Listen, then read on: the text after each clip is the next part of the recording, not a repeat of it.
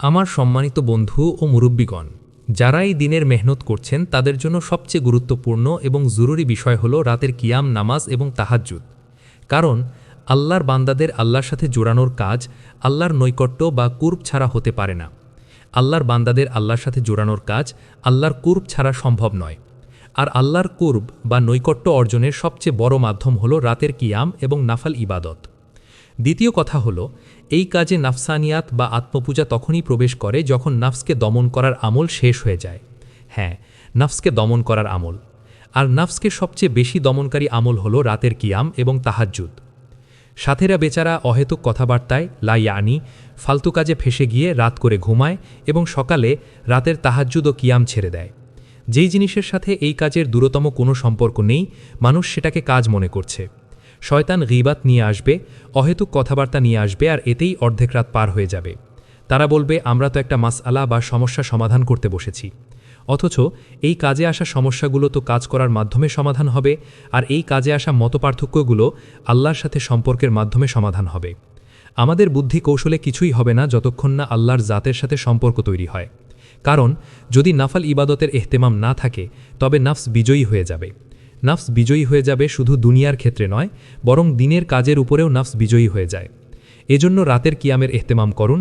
হযরত আবু বকর সিদ্দিক রাদিয়াল্লাহু বের হওয়া জামাতগুলোকে তাকিদ করতেন যে তোমরা দুটি কাজ বেশি করবে, তবে আল্লাহর সাহায্য তোমাদের সাথে থাকবে। একটি হলো রাতের কিয়াম, আর দ্বিতীয়টি হলো কোরআনের তেলাওয়াত। 1 বছর পর্যন্ত সাহাবায়ে কেরামের উপর তাহাজ্জুদের নামাজ ফরজ ছিল। 1 বছর। যখন সাহাবারা তাহাজ্জুদে অভ্যস্ত হয়ে গেলেন, তখন আল্লাহ একে নফল করে দিলেন। আব্দুল্লাহ ইবনে আবি কাইস বর্ণনা করেন, তিনি হযরত আয়েশা রাদিয়াল্লাহুকে জিজ্ঞেস করেছিলেন। হযরত আয়েশা রাদিয়াল্লাহু বলেছিলেন, হে আব্দুল্লাহ ইবনে কাইস, রাতের কিয়াম ও তাহাজ্জুদ কখনো ছেড়ে দিও না। কারণ হুজুর আকরাম সাল্লাল্লাহু আলাইহি ওয়াসাল্লাম তাহাজ্জুদ কখনো ছাড়তেন না। এমনকি যখন তিনি অসুস্থ হতেন বা ক্লান্ত থাকতেন, তবুও তিনি তাহাজ্জুদের নামাজ ছাড়তেন না। বসে হলেও পড়তেন, কিন্তু রাতের কিয়াম ছাড়তেন না। হযরত জাবের রাদিয়াল্লাহু বলেন, আমাদের উপর রাতের তাহাজ্জুদ ফরজ করা হয়েছিল। রাতের তাহাজ্জুদ ফরজ করা হয়েছিল। আল্লাহ বলেছিলেন, ইয়া আইয়ুহাল মুযাম্মিল কুমিল লাইলা ইল্লা কলিলা, হে চাদরাবৃত, রাতে দণ্ডায়মান হন কিছু অংশ বাদ দিয়ে। যে হে চাদরে আবৃতকারী, রাতে কিয়াম করুন। সাহাবায়ে কেরাম বলেন, আমরা রাতে তাহাজ্জুদে এত দীর্ঘ কিয়াম করতাম যে আমাদের পায়ে পর্যন্ত ফোলা চলে আসত। এরপর আল্লাহ ছাড় এবং সহজ করে দিলেন। আর আল্লাহ বললেন, আল্লাহ জানেন যে তোমাদের মধ্যে কেউ কেউ অসুস্থও আছে এবং সারাদিনের মেহনতের কারণে দাওয়াত ও দুনিয়ার প্রয়োজন মিটাতে গিয়ে ক্লান্তও থাকে। আল্লাহ 12 মাস পর 1 বছর পর এটাকে নওয়াফিল করে দিলেন। সাদ ইবনে হিশাম বলেন, সাহাবায়ে কেরাম দাওয়াত ও ইবাদতের জন্য নিজেদের খায়েশ তো দূরের কথা, নিজেদের প্রয়োজনকেও ছেড়ে দিতে চাইতেন। আমরা তো খায়েশের কারণে আল্লাহ রাস্তার মেহনত ছেড়ে দেই। সাহাবায়ে কেরাম আল্লাহ রাস্তার মেহনতের জন্য প্রয়োজনকেও কোরবানি করতে চাইতেন। দেখুন, তিনি বলেন যে সাদ ইবনে হিশাম নিজের স্ত্রীকে তালাক দিয়ে দিলেন। স্ত্রীকে তালাক দিলেন শুধু এই কারণে যে সে আল্লাহ রাস্তায় বের হওয়ার পথে বাধা হয়ে দাঁড়াচ্ছিল। স্ত্রীকে তালাক দিয়ে তিনি মদিনা মুনাওয়ারায় পৌঁছালেন। সেখানে মদিনায় তার জমি জমা ছিল। তো খেয়াল হলো, এই সব জমি বিক্রি করে ঘোড়া কিনবো এবং অস্ত্র কিনবো, আর রোমের মুশরিকদের সাথে জিহাদ করব যতক্ষণ না আমি এই চেষ্টাতেই মারা যাই, শহীদ হই। এই ইচ্ছা করে তিনি মদিনার দিকে রওনা হলেন। সেখানে সাহাবাদের সাথে সাক্ষাৎ হলো। সাহাবাদের পুরো ঘটনা শোনালেন যে আমি স্ত্রীকে তালাক দিয়ে এসেছি এবং এখন আমার ইচ্ছা হলো জমি বিক্রি করে অস্ত্র কিনবো, ঘোড়া কিনবো, আল্লাহ রাস্তায় জিহাদ করব যতক্ষণ না এই চেষ্টায় মারা যাই। সাহাবারা বললেন, এমন কাজ কখনো করো না, কখনো এমন করো না, কারণ তোমাদের সঙ্গীদের সাহাবাদের মধ্য থেকে 6 জনের একটি দল এমন করার ইচ্ছা করেছিল। তো হুজুর সাল্লাল্লাহু আলাইহি ওয়াসাল্লাম তাদের বললেন, তোমাদের জন্য কি আমার পদ্ধতি, আমার আমল উত্তম আদর্শ নয়? হুজুরে আকরাম সাল্লাল্লাহু আলাইহি ওয়াসাল্লাম তাদেরকে এমন কাজ করতে বারণ করেছিলেন। ফলে তিনি তাদের কথা বুঝে নিলেন। তিনি বললেন, আমি তোমাদের সবাইকে এই বিষয় সাক্ষী বানাচ্ছি যে আমি যে আমার স্ত্রীকে তালাক দিয়েছিলাম, আমি তার সাথে এখন রুজু করলাম বা তাকে ফিরিয়ে নিলাম। স্ত্রীকে ফিরিয়ে নেওয়ার উপর তিনি তাদের সাক্ষী বানালেন। যদিও স্ত্রীকে তালাক দিয়ে গিয়েছিলেন, কিন্তু 1 তালাক দেয়ায় তিনি তাকে ফিরিয়ে নিলেন, আর জমি বিক্রি করে অস্ত্র ও ঘোড়া কেনার যে ইচ্ছা ছিল তা বাদ দিলেন। তারপর তিনি বলেন, এরপর তিনি আমাদের কাছে আসলেন এবং আমাদের জানালেন যে তিনি ইবনে আব্বাস রাদিয়াল্লাহু আনহুর কাছে গিয়েছিলেন এবং তাকে জিজ্ঞেস করেছিলেন যে হুজুরে আকরাম সাল্লাল্লাহু আলাইহি ওয়াসাল্লাম রাতের নামাজের অবস্থা কী ছিল, আপনি আমাকে বলুন তিনি রাতে বিতার কিভাবে পড়তেন। তিনি বললেন, হযরত ইবনে আব্বাস রাদিয়াল্লাহু আনহু বললেন, আমি কি তোমাকে বলবো না যে জমিনের বুকে তার সাল্লাল্লাহু আলাইহি ওয়াসাল্লামের বিতার সম্পর্কে সবচেয়ে বেশি কে জানেন? তিনি বললেন, অবশ্যই বলুন। তিনি বললেন, আয়েশার কাছে যাও। কারণ হজরত আয়েশা রাদিয়াল্লাহু আনহা এ সম্পর্কে সঠিক খবর দেবেন, আর তিনি যে খবর দেন তা এসে আমাকেও বলো। সাহাবারা এভাবেই ইলম হাসিল করতেন যে তুমি হজরত আয়েশাকে একটা বিষয় জিজ্ঞেস করতে যাচ্ছ, আয়েশা যা উত্তর দেন তা এসে আমাকেও বলো। তো তিনি বলেন, হজরত আয়েশার কাছে যাওয়ার জন্য আমি হাকিম ইবনে আফলাহের সাথে দেখা করলাম এবং বললাম যে আপনিও আমার সাথে চলুন। হাকিম ইবনে আফলাহ বললেন, আমি তোমার সাথে হজরত আয়েশার কাছে যেতে পারবো না। কেন? কারণ আমার সাথে তার কথাবার্তা বন্ধ আছে। কি হয়েছিল?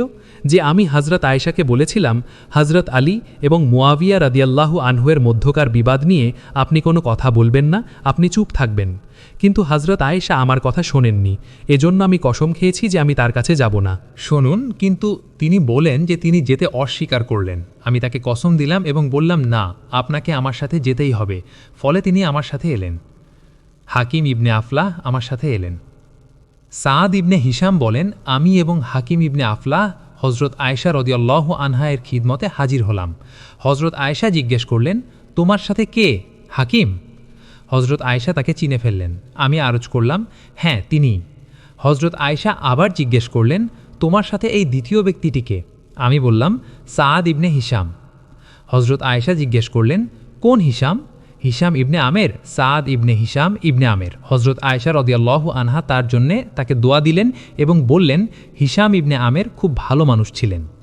তিনি বলেন, আমি হজরত আয়েশাকে প্রশ্ন করলাম, আমাকে বলুন, হুজুর আকরাম সাল্লাল্লাহু আলাইহি ওয়াসাল্লামের চরিত্র বা আখলাক কেমন ছিল? হজরত আয়েশা বললেন, তুমি আল্লাহর নবীর চরিত্র সম্পর্কে জিজ্ঞেস করছো? তুমি কি কোরআন পড়ো না? আমি বললাম, কেন নয়, আমি তো কোরআন পড়ি। হজরত আয়েশা বললেন, কোরআনই হলো তার চরিত্র। কোরআনে বলা হয়েছে, ওয়া ইন্নাকা লাআলা খুলুকিন আযীম। এরপর আমি সেখান থেকে উঠতে চাইলাম, তখন মনে হলো আপনাকে জিজ্ঞেস করি, হুজুর সাল্লাল্লাহু আলাইহি ওয়াসাল্লামের রাতে তাহাজ্জুদের কিয়ামের আমল কেমন ছিল? আমি আরজ করলাম, হে উম্মুল মুমিনিন, আমাকে বলুন তার রাতের কিয়াম ও তাহাজ্জুদের আমল কেমন ছিল? হজরত আয়েশা বললেন, আরে তুমি কি কোরআন পড়ো না? দেখুন, এর মানে হলো কোরআন বুঝে পড়া উচিত। কিছু বেচারা মানুষ এ ব্যাপারে খুবই বেখবর এবং কোরআন বুঝে পড়াকে অত্যন্ত হালকা ও সাধারণ বিষয় মনে করে। বারবার আপনি তার কিয়াম সম্পর্কে, তার চরিত্র সম্পর্কে প্রশ্ন করছেন, আর হজরত আয়েশা বলছেন, তুমি কি কোরআন পড়ো না? এর মানে হলো তুমি কোরআন তো পড়ো, কিন্তু কোরআন পড়ার সময় চিন্তা গবেষণা, তাদাব্বুর করো না। এজন্যে উচিত হলো হক্কানি আলেমদের জিজ্ঞেস করে নিজের অধ্যয়নে এমন তাফসির রাখা যাতে কোরআন বুঝে পড়ার মেজাজ তৈরি হয়। এটা খুব জরুরি। হজরত আয়েশা আবার বললেন, তুমি কি কোরআন পড়ো না? এই তো কোরআনে আছে, ইয়া আইয়ুহাল মুজাম্মিল কুমিল লাইলা ইল্লা কলিলা। আমি বললাম, জি হ্যাঁ, কোরআন তো আমি পড়ি। হজরত আয়েশা বললেন, আল্লাহ রাতের কিয়াম ফরজ করেছিলেন এই সূরার শুরুতে। হুজুর আকরাম সাল্লাল্লাহু আলাইহি ওয়াসাল্লাম এবং সাহাবায়ে কেরাম 1 বছর পর্যন্ত রাতের কিয়াম ও তাহাজ্জুদ ফরজ হিসেবে আদায় করতেন। এমনকি তাদের পা ফুলে গিয়েছিল এবং ফোলার কারণে ফেটে যেতে শুরু করেছিল। আল্লাহ রাব্বুল ইজ্জত এই সহজ বিধান বা রুখসত 1 বছর পর্যন্ত আসমানে আটকে রেখেছিলেন। 1 বছর পর আল্লাহ এটাকে, তাহাজ্জুদকে, নফল করে দিলেন। তাই আসুন সম্মানিত দিনী ভাইয়েরা, আমরা যেন দিনের মেহনত করতে গিয়ে শুধু বাহ্যিক ব্যস্ততা বা অহেতুক কথাবার্তায় নিজেদের হারিয়ে না ফেলি।